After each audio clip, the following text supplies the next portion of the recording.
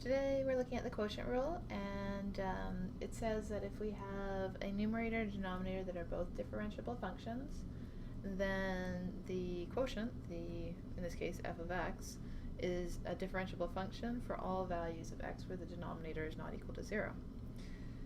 If we look at this particular example, it's similar to the product rule in that we do require identifying which is the f of x and which is the g of x.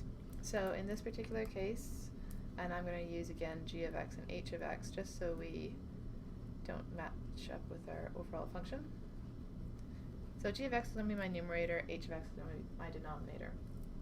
The quotient rule tells us that it's going to be, for the derivative, if I have g of x over h of x, the derivative,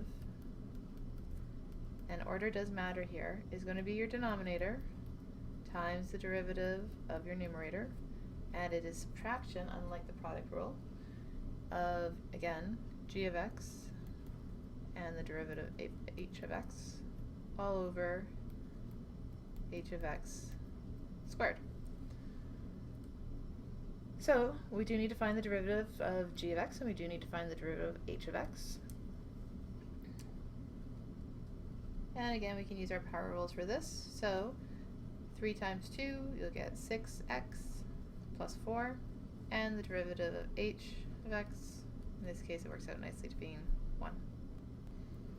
So now we can use what we've got here to figure out the derivative of f of x. So it's going to be your denominator, so in this case h of x, which is x plus 1, and we're multiplying it by the derivative of g, which is a derivative of our numerator. So 6x plus 4. Then we take the difference of g of x, which in this case is our numerator, so 3x squared plus 4x plus 2, and we multiply it by the derivative of h of x, which is nicely 1, and that is all over our denominator, h of x, which is x plus 1 all squared. Now again, we want to combine our terms and simplify as best we can. The denominator you don't really need to worry about expanding in case there's anything that can factor out.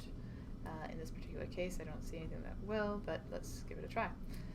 So if we distribute everything out, you're going to get 6x squared plus 4x plus 6x plus 4. Then we're going to minus your 3x squared minus your 4x and minus your 2, because it's all just multiplied by 1 and the negatives applied to everything.